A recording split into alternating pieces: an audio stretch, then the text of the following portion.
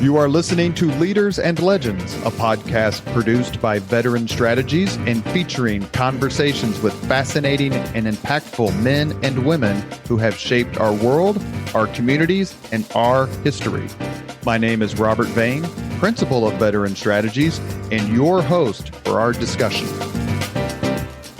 You are listening to Leaders and Legends, a podcast presented by Veteran Strategies, an Indiana-based public relations enterprise, and sponsored by Garmon Construction, Leaders and Legends LLC, the Grand Hall and Conference Center at Historic Union Station, the McGinley's Golden Ace Inn, and NFP, a national insurance broker with strong local content. Our podcast is featured on the All Indiana Podcast Network in partnership with Wish TV. You may find Leaders and Legends at allindianapodcastnetwork.com. Thinking of starting a podcast or need to host a public meeting? Let Leaders and Legends LLC be your partner as you look for new ways to communicate your message. Please contact Chris Spangle or me at leadersandlegends.net. And as always, all our podcast interviews are dedicated to the legacy and generosity of P.E. McAllister. Thank you for joining us on the Leaders and Legends podcast. Our guest today is Harold Holzer. You may recognize his name from the fact that he has appeared twice before on the Leaders and Legends podcast. Once a general conversation about Abraham Lincoln and another discussion of his terrific book, and that's Presidents and the Press. But we're talking with him today about his new book. It just came out this month, and it's called Brought Forth on This Continent: Abraham Lincoln and American Immigration. Harold Holzer's won the Lincoln Prize. He was the historical advisor to the movie Lincoln. He has written, I think, 5,208 books about Abe Lincoln. Sorry, Harold, if I'm off a bit. Anyway, he co-chaired the U.S. Abraham Lincoln Bicentennial Commission, a member of which is our good friend, now deceased, Andy Jacobs Jr. Mr. Holzer, thank you so much for coming on the podcast. My pleasure. Thanks for having me. Immigration is certainly something we talk about a lot in 2024.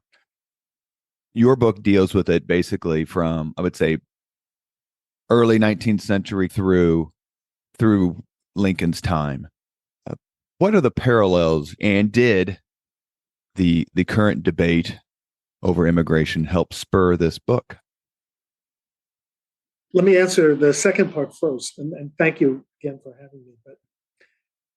But I would say it's more the debate of 8 years ago that spurred this book. It's a twisted chronology, but I became interested in exploring Lincoln and his ideas about immigration at the beginning of the 2015-2016, when the Trump-Clinton race was getting underway, and there was a lot of talk about immigration. But the campaign turned so much on fake news that I did the other thing I had in mind first, and that was, as you kindly mentioned, the presidents versus the press. But as you see, this is one of those stories that never dies. The tension between the native-born, most of whom have only been here for a few generations themselves, and new immigrants, migrants. And I was astonished to learn that it was very much in people's mind, even during the wrenching debates about slavery, even through every debate on issues like banking, reform, the creation of the new Republican Party, the tariff, all the other issues. There was always intense, sometimes ugly debate, sometimes violence relating to immigration. So it's timely and it's timeless. I wish it wasn't an unresolved subject so that we could talk about it with less anger. But in answer to your original question about an hour ago about the parallels, yeah, they're very strong parallels.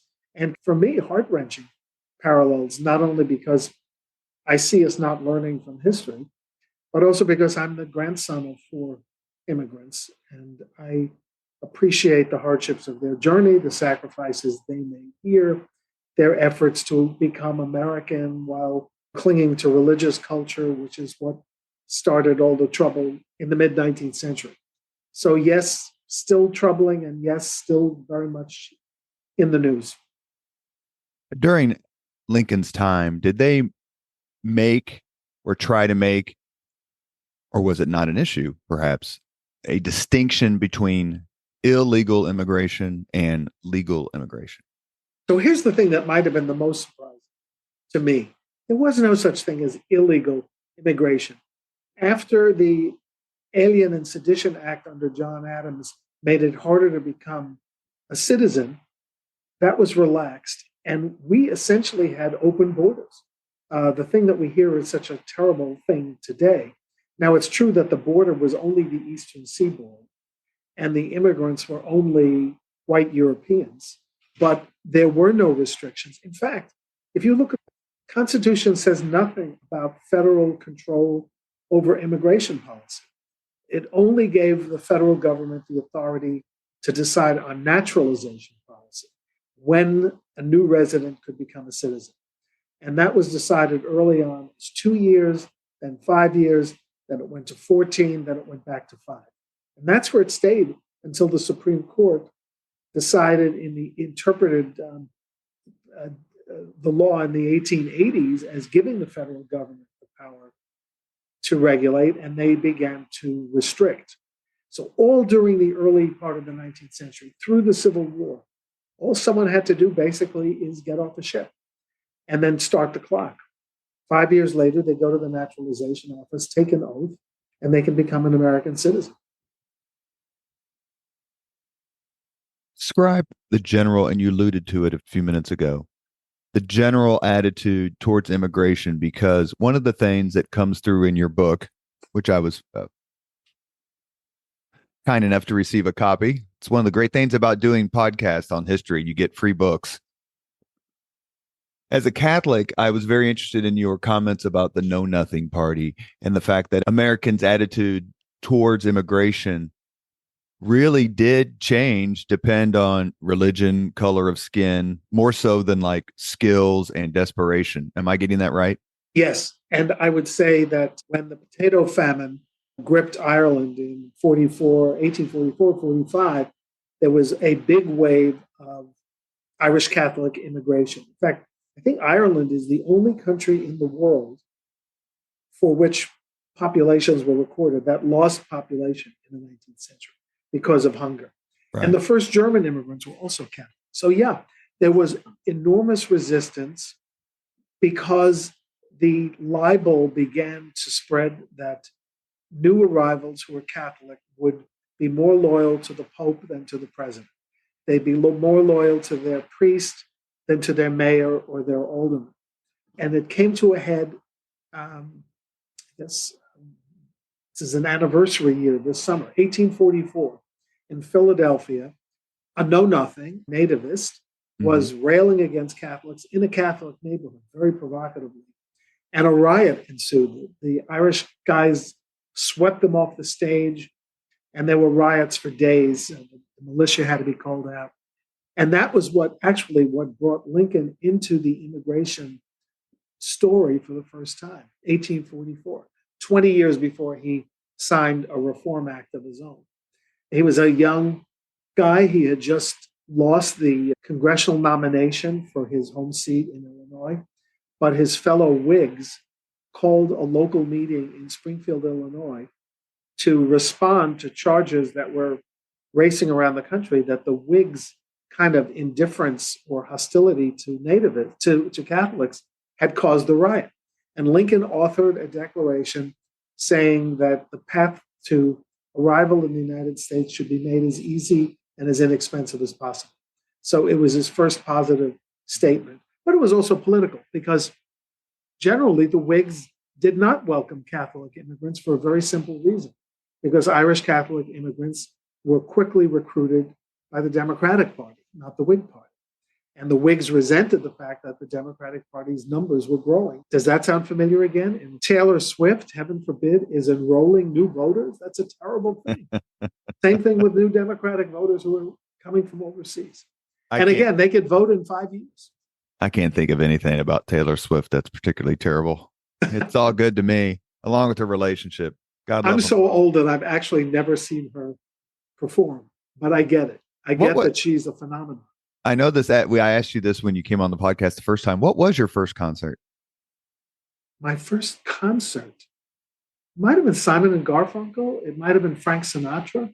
Like I was a reporter, so I got invited to things. So I covered the Italian American Anti-Defamation League Frank Sinatra concert. Oh, yeah. I did tell you this before. At the old Madison Square Garden in 1969. Because and we'll get back to the actual, speaking of immigrants, Mr. Sinatra and his family. Because when NBC showed the Godfather 1 and 2 together, didn't Sinatra record something for TV that says, hey, not all Italians are in the mafia or whatever? I remember Sinatra did not like The Godfather because of the suggestion that the singer, what was he, Johnny Fontaine, was a metaphor for Frank Sinatra. And the idea that he had threatened someone to get out of his Tommy Dorsey contract, which may or may not be true, but I don't think it included the head of a horse. Maybe the head of a gun, but not the head of a horse. So anyway. Poor Khartoum. We are talking with Harold Holzer, the author of Brought Forth on This Continent, Abraham Lincoln and American Immigration. Is it surprising to you? You obviously have such deep understanding and research credentials for this time period, that this sort of, I'm going to say, Anglo-inspired hatred or distrust of Catholics was still so prominent in the mid-19th century in the United States?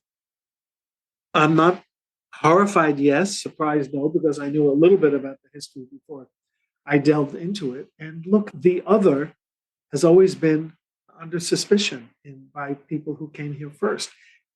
What I find the most ironic is that all of this is playing out at the same time that, well, the ancestors of the people who were objecting to new immigrants tolerated the forced immigration of Africans. That was peachy keen until 1808, that people could be kidnapped in Africa and brought here and enslaved. And furthermore, intolerance for new Americans existed side by side with tolerance for displacing the real Native Americans who had been here first. And one of the anomalies of Lincoln's generosity toward immigration is that he asked for a reform of the Homestead Law, which he had signed into law 2 years earlier, which basically gave free land to those who would settle in the West if they would improve it and till it for a number of years. He wanted that extended to the foreign-born, even before they became citizens. And much of the land was land from which Native peoples had been displaced. So there's a whole lot of hypocrisy in resistance to immigration, not just because most of our grandparents or great-grandparents came from overseas, but because we have a complicated history with immigration and deportation and containment as we do with slavery.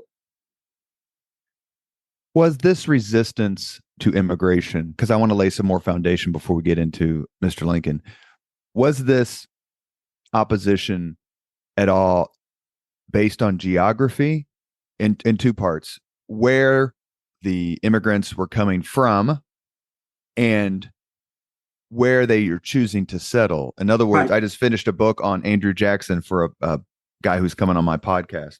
It's called The First Populist. It's written by David S. Brown. And he talks a lot about the East versus the West, the West being defined as Indiana-ish in that area at the time. Until slavery, then it's north-south, not east-west. But did the Eastern Coast people, were they more accommodating or less? And would you say the same about the Midwest? I would say the Easterners were less accommodating because that's where everybody was disembarking. And part of it is also based on wage fears, which usually are unreasonable. It's today, for example, people who are opposed to mass migration from the southern border say these people want to do work for less money than we're getting to do the work. And therefore, they're undercutting labor by working cheaply. They're not unionized, et cetera, et cetera. But in fact, then as now, brand new immigrants will do any work that they can get. It's not unlike the situation in 1844 when the mass migration of the Irish began. They were coming to the East Coast cities and tended to stay in Philadelphia and Boston. New York was 51% foreign born in the year that Lincoln was elected president. And they tended to go for factory jobs and jobs on the docks, displacing other people, but also pushing them up the economic ladder. Mm-hmm. Germans originally tended to move west because they tended to be more interested in farming. The Irish had enough of farming, right? They had been. It was a one crop agricultural economy. The crop was failing year after year. Mass hunger, starvation, oppression by England, and taking the good potatoes and leaving them the bad potatoes. So they generally stayed in the cities, which is an irony because some of the Germans were urban, but they wanted to move to an agrarian kind of life. So they tended to move west. Eventually, it sort of all got conglomerated. But the Germans became a political powerhouse in Wisconsin, in Illinois, in Missouri. There it was urban too, around St. Louis. The Irish became political powerhouses in New York, Boston, and Philadelphia. I guess it's no surprise that Milwaukee and St. Louis are the twin beer capitals of the United States, or at least they were at the time. I found a great cartoon about the struggles between immigrants for political power, and it's called Beer versus Ale. I'm sorry, whiskey versus BIER. So I had to look carefully at it, and it's got an Irishman holding a big keg of whiskey with a spout, and a German sort of pushing him out of the way, holding a keg of lager. But yeah, the cartoonist had a field day with that. And in fact, soldier recruits who were foreign born were demonized for drinking habits all through the Civil War, rather than appreciate the fact that non-citizens were enrolling to fight in the Civil War. They were always subject to extra scrutiny. Did they drink too much on Christmas Day? Did they drink too much on St. Patty's? And did the Germans bring beer everywhere? And did they lose the Battle of Chancellorsville because they were high on beer? Anyway, those are the stories I found. You mentioned politics again. Let's get into that. Okay. The immigrants, certainly the Irish Catholic bloc, being loyal to the Democratic Party, hasn't completely dissipated in the last 200 years, 180 years. It was a long time loyalty.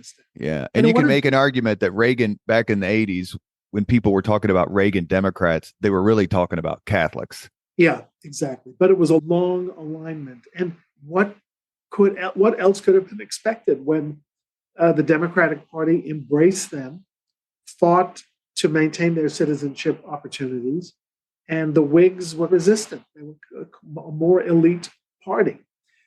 A lot of scholarship has suggested that the Whig Party died out principally because it couldn't come to grips with slavery. They were going to be pro-abolition, anti-abolition, moderate, indifferent.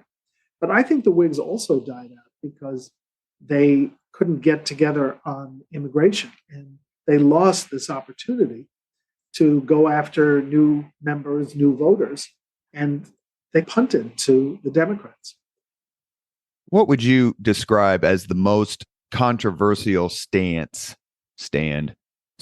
point of view someone could take with regard to immigration? Would it have been let everybody in and that's great because that's who we are as a country, or keep everybody else out because we don't want to have all these quote unquote dirty Irish and so on and so forth, these epithets coming in? I think, again, the states had control over arrivals, or as they said constitutionally, the states had the right to police immigration.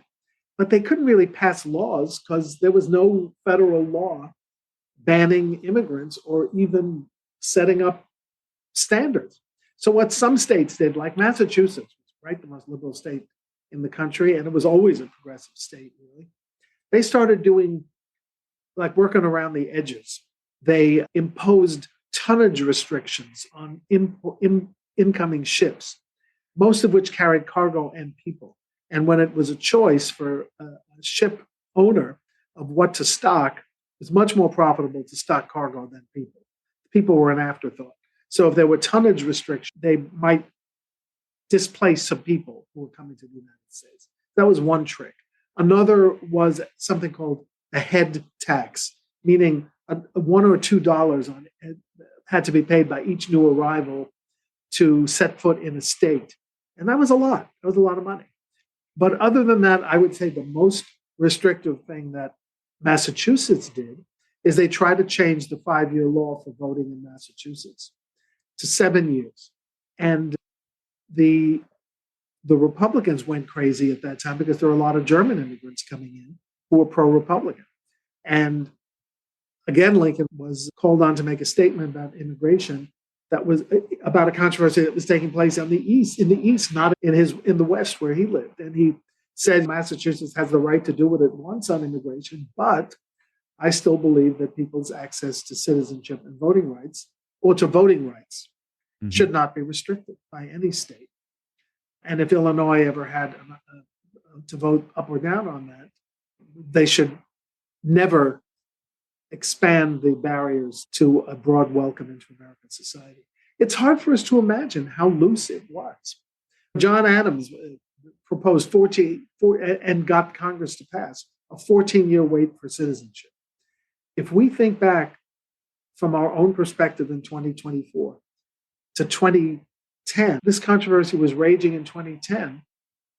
Even if we took the worst case scenario, all of the people who came in before 2010 should now be eligible for citizenship without worrying about dreamers, about the 14th Amendment, about squatter rights or anything. In the old days, when the arrival of immigrants was seen by everyone from George Washington to Thomas Jefferson as a positive thing for this country, which needed workers, which needed farmers, which needed residents, pay taxes and pay back the Revolutionary War debt and help get the country underway. But that was the way it was, right up through the time when the Great Migration from Eastern Europe began. And that was the straw that broke the back. Italians, Jews, Russians, Poles, that became the bridge too far in terms of the federal government taking control over the flow. You mentioned the hypocrisy, the irony, whichever word you want to use, with regard to immigration and slavery. What was the South's attitude, generally speaking, towards immigration and how it competed with slave labor? And B, did the immigration flow in the period we're talking about exacerbate the economic differences between North and South that were so apparent during the Civil War? Every one of your questions is two-part. They're challenging. Yeah, I think, and the evidence of this is, I don't always trust this memoir and this newspaper account in a small-town newspaper, but if you look statistically at the numbers of immigrants who fought in the Civil War and therefore were arriving from the 1850s to about 1860, 61.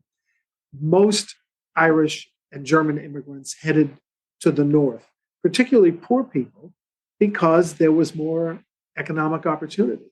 There was more of what Lincoln talked about in Philadelphia, everyone having an equal chance in the race of life.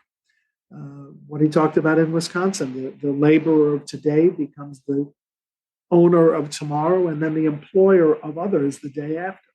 That wasn't so in a fixed society like the Southern society, where there were rigid class restrictions and the really tough work for those who could afford to own and direct their labor were enslaved. So where does an immigrant start? There are exceptions. 10, 20,000 Irish and Germans fought for the Confederacy, and 200,000 Germans and 160,000 Irish fought for the Union because they were in the North, where there was opportunity. Now I've forgotten the second part of the question. No, you've definitely answered. Did I cover parts both of the question? You are listening to Leaders and Legends, a podcast presented by Veteran Strategies, an Indiana-based public relations enterprise, and sponsored by Garmon Construction, Leaders and Legends LLC, the Grand Hall and Conference Center at Historic Union Station, the McGinley's Golden Ace Inn, speaking of Irish immigrants, And NFP, a national insurance broker with strong local content. Our guest today is Lincoln scholar Harold Holzer. He's been on a couple other times. He's graciously come on a third time to discuss his new book, Brought Forth on This Continent, Abraham Lincoln and American Immigration. So we've laid a little bit of a foundation. You've mentioned a few times Lincoln's writings or thoughts on immigration in this time period. How did those views evolve as Abraham Lincoln got more involved in politics, not just an interest in politics, but as a candidate and someone with pretty severe ambition? Right. He never lacked ambition, that's for sure. So, yeah, the evolution is a crooked path. I told you it started out well enough with that Whig meeting in 1844, and Lincoln is the spokesperson or the writer, and no riots are ever acceptable. Anti-Catholicism is not acceptable. And then when the Know Nothing movement begins in the 1850s, which you mentioned a few minutes ago, Lincoln becomes focused, of course, on the anti-slavery movement as his principal issue. It's always amazing to me how focused he was on one issue. You don't see that anymore. He was a one-issue man, for sure. And his job, especially when the Whigs begin dissolving and the new Republican Party comes into being in 1854 and 55, his job is to build the party. Whom do you build it with? You build it with Democrats who don't believe in slavery expansion, Northern Democrats. And you build it with ex-Whigs with nowhere else to go. And you may build it with people who are anti-immigration, because a lot of the nativists who are anti-immigration are also anti-slavery. So Lincoln has to make a choice. He never publicly embraces know-nothingism. In fact, he denounces it, or he tends to joke about it. It's not real. He was once visited by a delegation of know-nothings it was like an interview about his candidacy for Senate. And he said, I don't know any natives.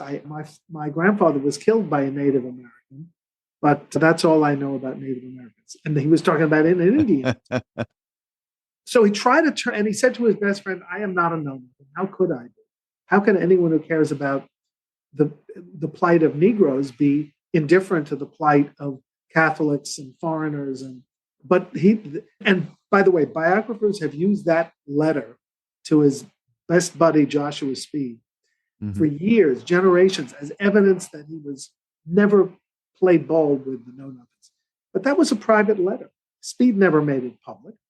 He expressed the same sentiments to a politician, but added, we have to have fusion, and I will fuse with anybody, meaning a combined political operation, sure, with anybody who will fuse on my policies. And the know-nothing movement is not completely dissipated. We have to get those good people into our party. So this is the period when he's a little mushy. And this is also the period when he develops almost paranoid suspicions about voter fraud. This is a subject that's plaguing us again in this country. Every time he sees an Irishman coming into town in Springfield in 1858, he says, they're here to vote against. They're here to vote illegally.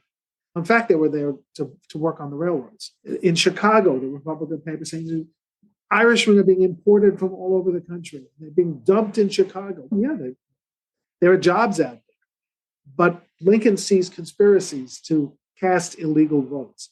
And that goes on all through the Senate election. And I don't think he ever completely loses his antipathy for the Irish voter, because he never gets him, And New York City votes 3-1 against him twice when he runs for president. He becomes much, much closer to the German Protestant immigrant who begin flooding into the West in the late 40s. And of course, unlike the Irish who are coming because they need food, the Germans are generally coming because they want freedom.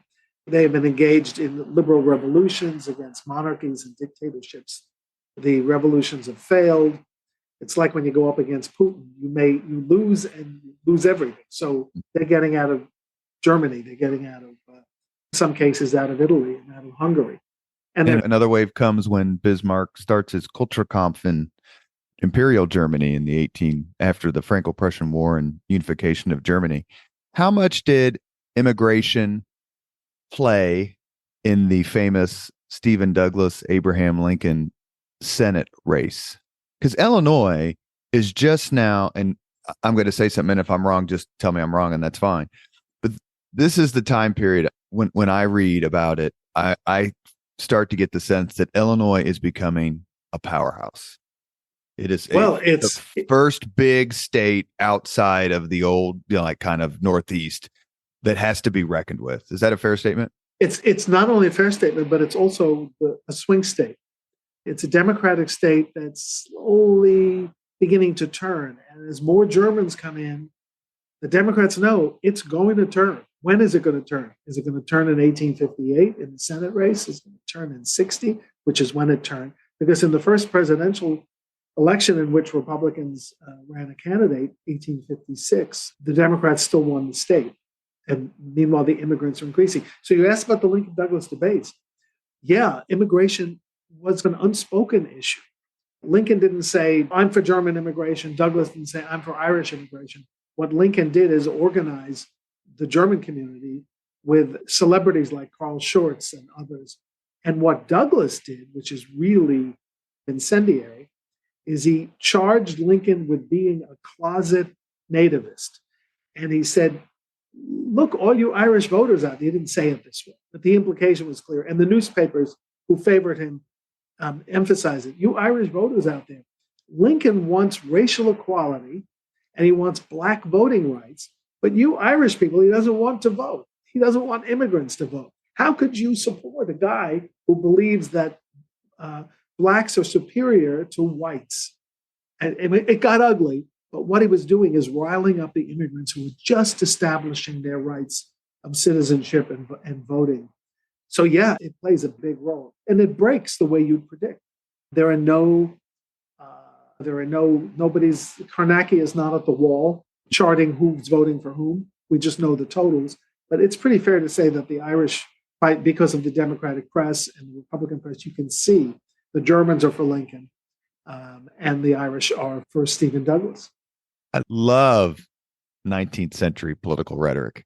It is just so hysterical. It's hysterical. And everybody says, why can't we go back to the way things used to be when politics was exactly sweet? Right. Yeah, if you go back far enough, it ain't sweet. It's rough. It's brutal. It's racist. It's just so, it's barbarian in the sense, but the vernacular, the language used is so exceedingly blunt. Yeah, we could do a whole podcast. Yeah, we could do a whole podcast on how Southern newspapers and Democratic newspapers treated Abraham Lincoln. Absolutely. But yeah, but the Republicans don't get off completely easy. They used tough language to describe the Irish. The Irish were thuggish. They were ape-like. They spoke they were clannish. They had names for the Irish too. So it was not just Democrats being racist and anti-German. This is unfortunately, a strain of our politics that has not left us. I'm going to ask you about newspapers because sure. I read a lot about how newspapers came into its own. The Heidlers, the historians, they wrote a terrific book about Jackson and newspaper, the Jacksonian era. But let me ask a personal question because you worked for him, and that's Mario Cuomo. Oh, I thought you were going to say, as we speak, I'm hours away from a really big birthday. So I'm happy I'm here. Yeah. 50, 60? Yeah. 50, 25 years ago. So I'm a little sensitive. I thought you were going to ask me about my work for Andrew Jackson. That's why. No. By the way, can I do one quick shout out about something? Because my birthday is on February 5th. And as I say, it's like a big birthday. But I have a friend who was born on my birthday. He's a great Lincoln scholar. And he will be 100 years old on that day. His name is Wayne Temple of Springfield, Illinois. And when he was a kid of 98, I sent him a couple of chapters of my book because I've always done it. It's almost like a good luck charm. Not that he doesn't have something to say, but at 98, he sent back 50 pages with pencil marks and corrections and said, don't call this that. And and then also generously told me a story that I hadn't known. And I just, hats off to this man. I want to be like him when I grow up. And I'm very grateful to him. Happy birthday, sir. Thank you. And for Wayne, thank you. And it's Nancy Hanks Lincoln's birthday too. Really? We have a great lineage of birthdays. And red buttons thrown in. February 5th. Did I mentioned newspapers? Yeah. This is the era. Mario Cuomo, you want to know. Yes, and then Cuomo, wouldn't be someone I would particularly vote for, but he's one hell of a writer. I give him credit for that. It's terrific. And he wrote much of that stuff all on his own. Yeah. He was a wonderful writer. What role did newspapers play in both fighting this prejudice and promoting this prejudice against immigrants? Because when you read books about let's say the first half, roughly, of the 19th century, you really start to get a sense of how important newspapers are and how cities, I don't know if it was in your book, Harold, or another one where you talk about New York City had dozens and dozens of daily newspapers, like every day. What was the role of newspapers, and did they eventually come down in a way that is good or bad? It's very hard to find newspapers in the Civil War era, for sure, that would, and again, keep in mind for your listeners that newspapers were not supposed to be even-handed. In those days, they were openly political. They were owned and operated by Republicans or Democrats, and that's every news story, not just editorials, was slanted according to their politics.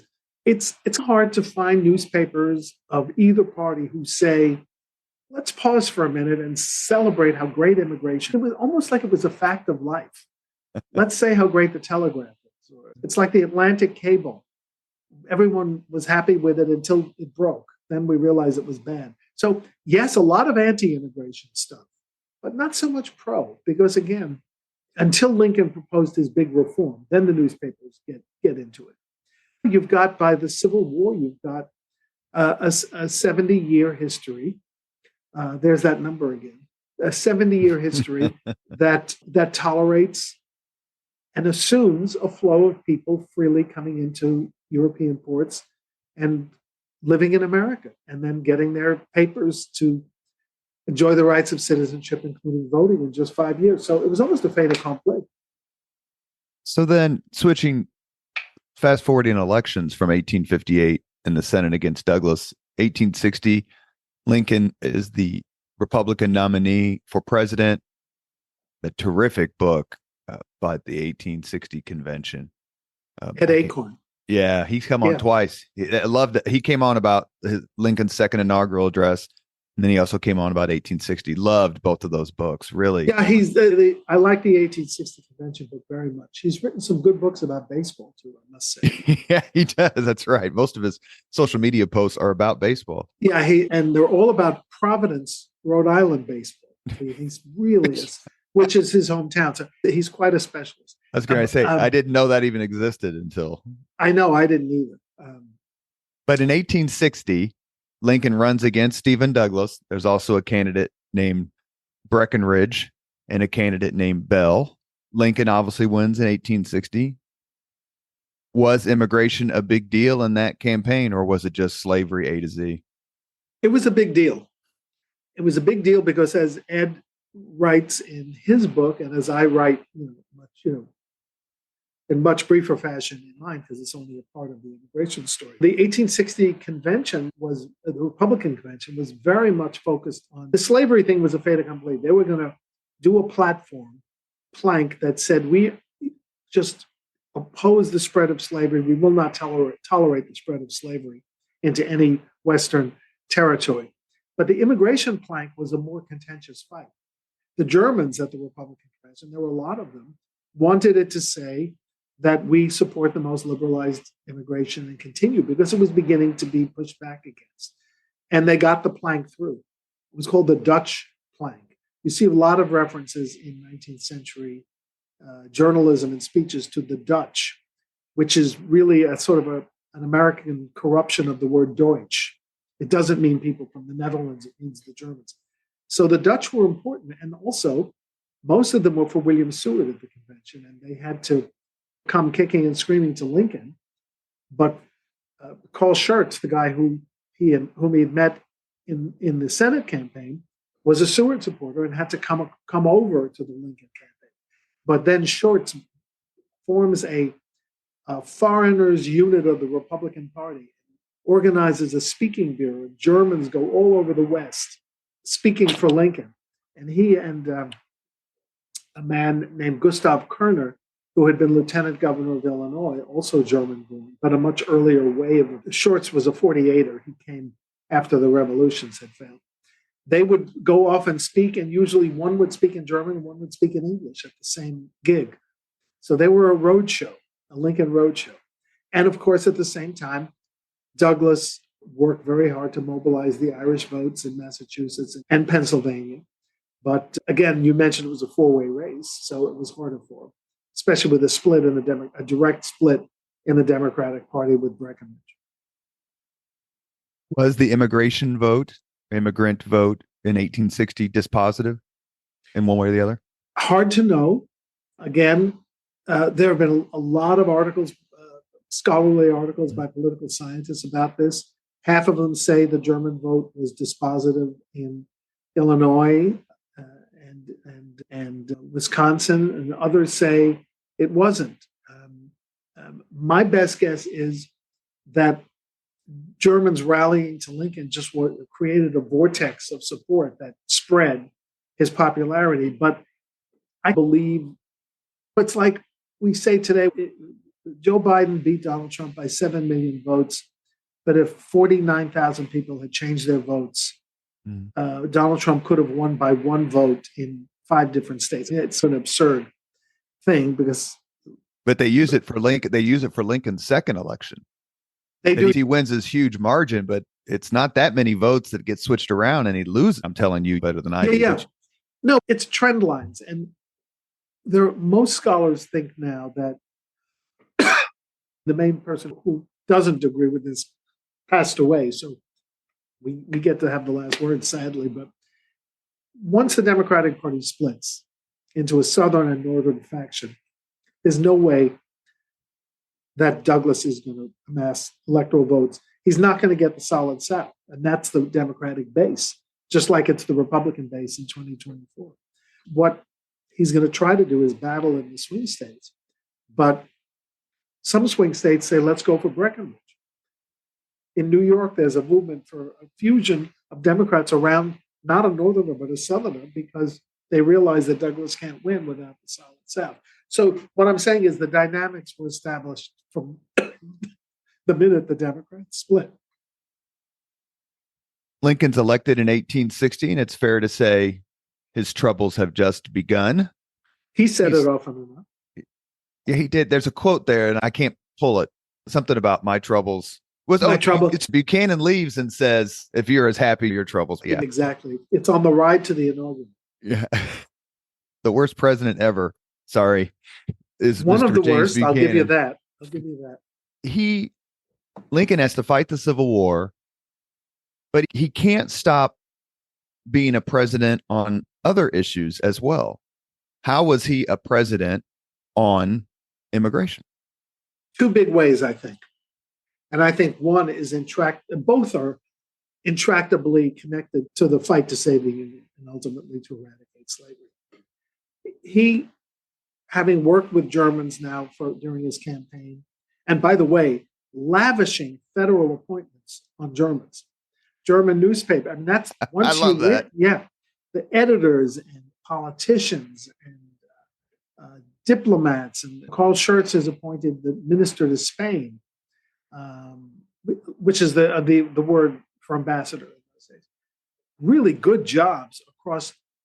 My favorite is he appoints one German ambassador to Ecuador, and he writes to Lincoln and says, "Thank you for giving me the highest diplomatic post in the world," meaning that Quito, the capital, is the highest elevation. And Lincoln thinks that's great. He repeats it to his cabinet members. He reads it. He loves someone with a good sense of humor. But back to the serious thing. So Lincoln has a brainstorm at the beginning of the Civil War. And I think there was a letter right before he left from a Polish guy who said, I want to start a unit of Polish people pledged to the Union, and we're going to call it the Abraham Lincoln Brigade or something like that, if you approve. And Lincoln jots down, approved. So I think that may have stayed in his head. The war begins. He calls for 75,000 volunteers the day after Sumter is surrenders. He makes a major point of trying to recruit Democrats to organize regiments because he doesn't want it to be seen as a Republican anti-slavery war yet, and the foreign-born. It's a stroke of genius, not only in terms of filling the ranks, but of organizing sentiment around the Union cause. We even have an undated memo from him where he writes down 3 names. Corcoran, Irish one, an Irish hero, and another is James Shields, who is a person he almost fought a duel with and hates, but he wants Shields. He wants the Irish to lead regiments. He calls an Irish attorney to the White House, a guy who is a member of the Fenian Brotherhood himself, and a young Ireland guy, says, I want to offer you the command. And he says, no, I don't know anything about it. I don't know how to organize. I don't know how to lead. And he said, did you ever know an Irishman who would shrink if he had a pair of epaulets on his shoulders? And he's confident that he can get ethnics involved. And he is equally ardent about Germans, although he's more certain that Germans will volunteer. In fact, one of the first clues is that Carl Schurz, to whom he's given this great diplomatic assignment, says, I'm not going. I'm going to raise a regiment of German cavalry in New York. And only when he fails to do that does he go off to Madrid. And then in a year, he wants to come back and fight in the war, and he does. So the whole idea of having Corcoran and Marr, Thomas Francis Marr, and Shields, none of whom did particularly well in battle. I mean, Corcoran was captured right away. Marr was a much better recruiter. Franz Sigel, the German in the West, not a great general, but an amazing magnet for recruiting. So that was the first thing Lincoln did, is he had a foreign legion. It was called the Union Army. And that was a major part of where policy and military needs intersected. My least favorite word, intersected, because everyone uses it. And I promise I don't use it in the book. And then in 1860, so immigration dwindles for the first time once the war begins. And then when the draft law is passed, foreigners are expected to be subject to the draft once they arrive. And what Lincoln does in a few weeks after Gettysburg, suffering from smallpox, we don't even have a text of his message in his own hand, because I think he was dictating. He was a mess with this illness. He proposes the first, in his annual message to Congress, December 6, 1863, proposes the first federal immigration reform ever. Sorry about that phone. Will you be able to? Answer your call. I'll edit it out. Answer your call. All right. Could be Lincoln. Hello. Tony, I'm doing a Zoom. May I call you back in a few minutes? It's only one of my biggest donors to Roosevelt House, but the heck with him. We're talking about Lincoln here. We're talking about Lincoln. Should I go back?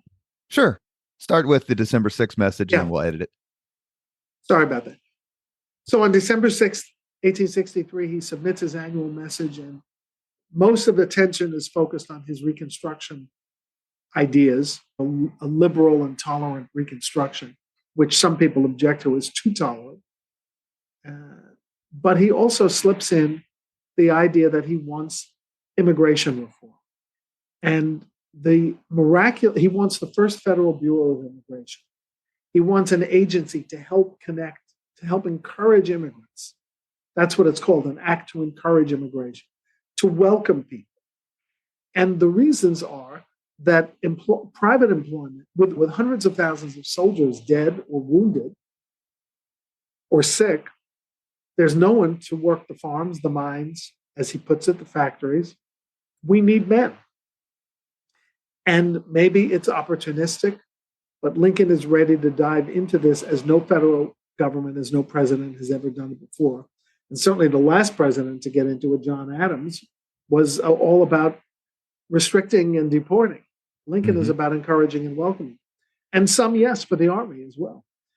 And among the liberalizations he proposes is, and I think this will shock people, the idea that the federal government should pay for the passage, the shipboard passage of new immigrants. If they can't afford it, the government will subsidize. And again, this proved to be a bridge too far, not only with the Democrats, but with Republicans.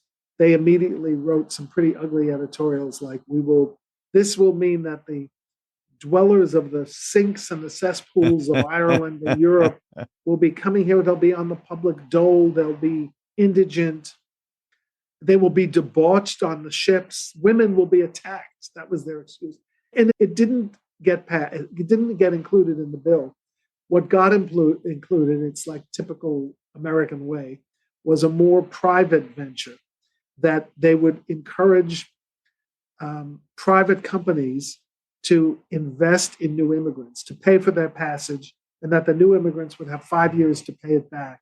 And if they paid it back, they would be eligible for homestead land. It was kind of indentured servitude, but you know what? Lincoln's foreign immigrant ancestor had come here as an indentured person too, so maybe he wasn't unhappy about it. He certainly signed it with great enthusiasm on July 4th, 1864, in Independence Day.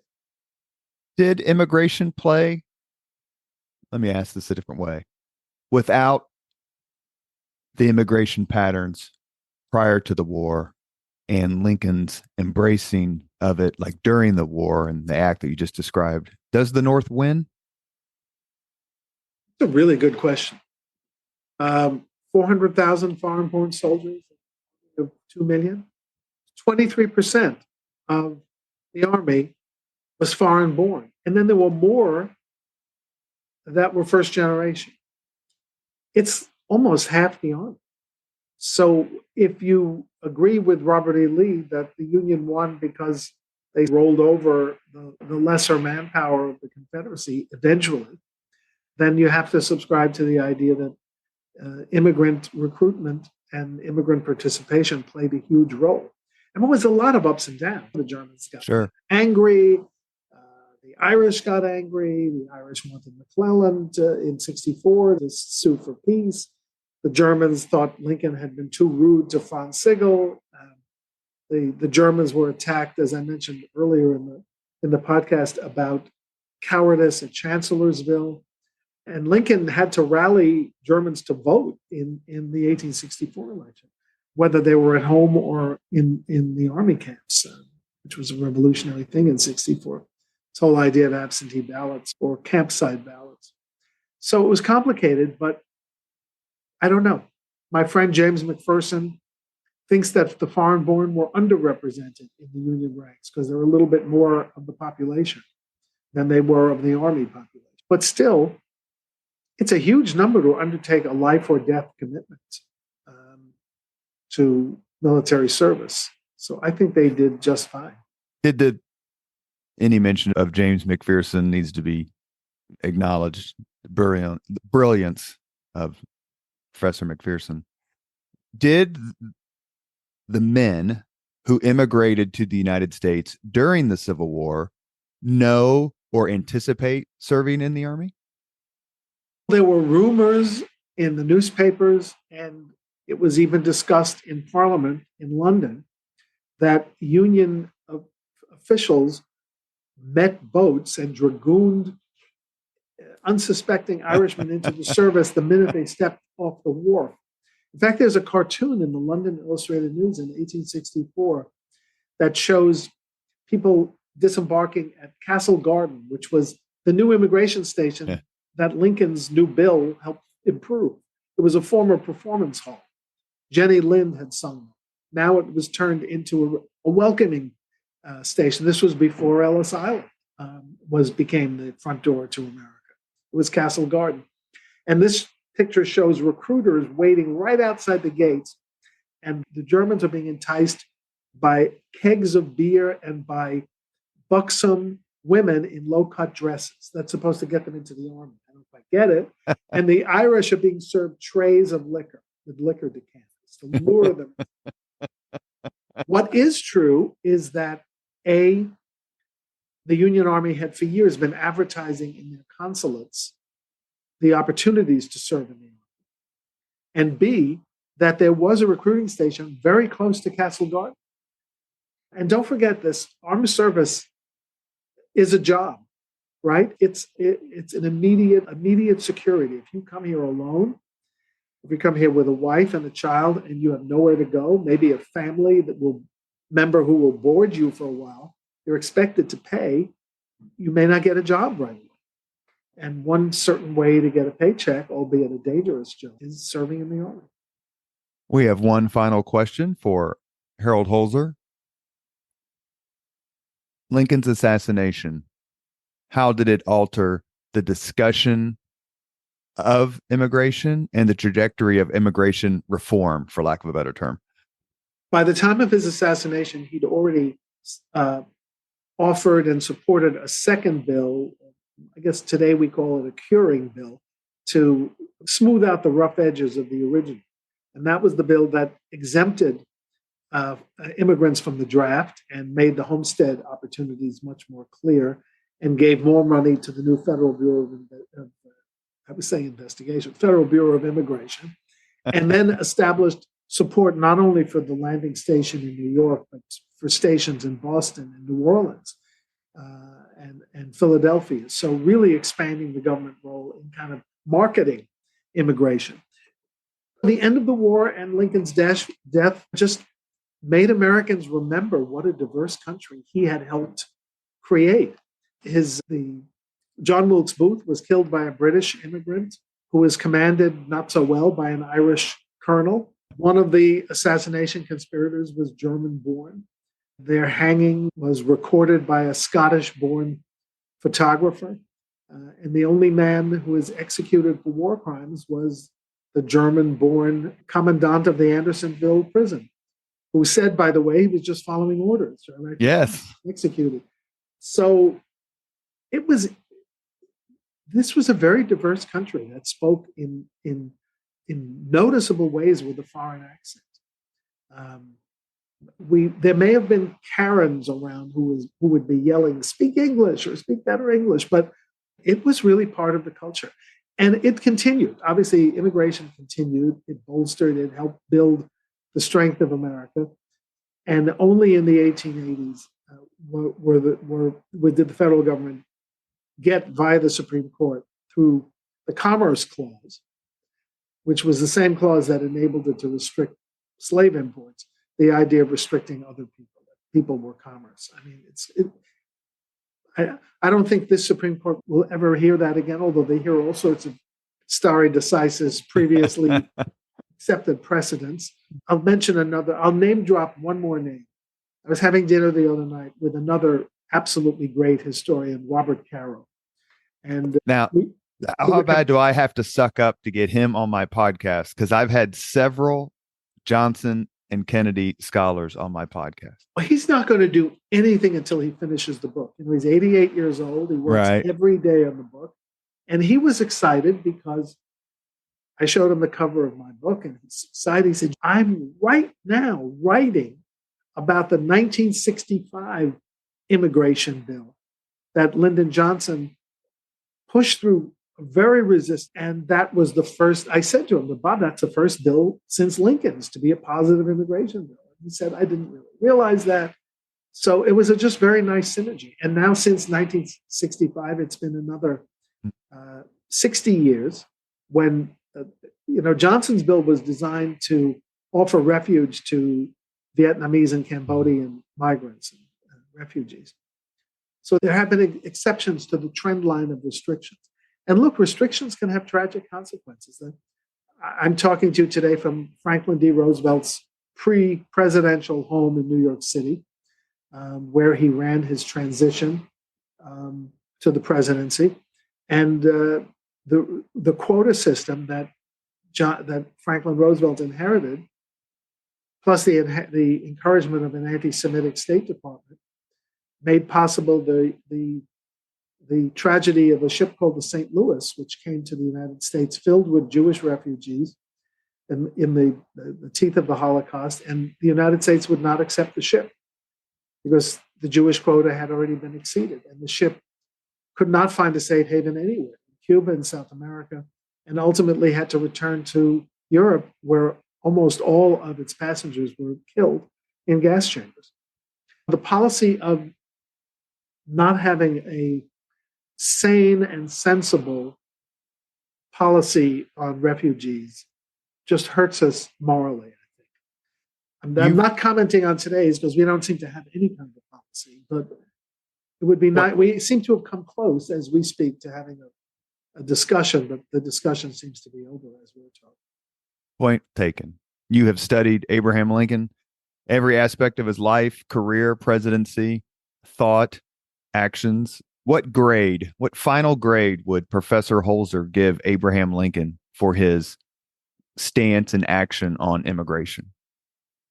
Now that I know more about it, I would give him, actually, those of us who participated in the quadrennial C-SPAN poll of the presidents, we have to go 1 to 10 on all sorts of things. I remember, not to be political, but one of the questions about Donald Trump was, how would you rate him on communication ability? So I gave him a 10. You can't be more in your face and brilliant about social media than Donald Trump was and is, even if I didn't rank him so high on other things. But many people think he didn't achieve the last place finish because of his communication ability, because you have to rank everything. Mm-hmm. I would put in a slot for immigration, especially now, if the C-SPAN poll goes again. And for Lincoln, I would give him a 9 on his consistency, but I would give him a 10 on policy. And if I had to choose between those numbers, I'd gravitate toward a 10. It's just an unknown part of his pre-war and wartime efforts. And I think it's, as you pointed out at the very beginning, a good time to discuss it. You have been listening to Leaders and Legends, a podcast presented by Veteran Strategies, an Indiana-based public relations enterprise, and sponsored by Garmong Construction, Leaders and Legends LLC, the Grand Hall and Conference Center at Historic Union Station, the McGinley's Golden Ace Inn, and NFP, a national insurance broker with strong local content. As always, all our podcast interviews are dedicated to the legacy and generosity of P.E. McAllister. Our guest today has been Harold Holzer. He's won every prize you can win related to Abraham Lincoln. His new book, Brought Forth on This Continent, is out in bookstores by the time you hear this podcast. It's terrific. You learn so much. Nobody connects the dots on Abraham Lincoln's life, loves, ambitions, and writings as well as Harold Holzer. Harold, thank you so much for your third trip on the podcast. You're very kind. Those are very nice words. I appreciate them. And look forward to adding cleanup someday. Keep writing. Okay. Thank you. Thank you very much for listening to Leaders and Legends, brought to you by Veteran Strategies Incorporated. If you want to contact us about this program or our menu of public relations services, please send us an email at robert@veteranstrategies.com. That's robert@veteranstrategies.com.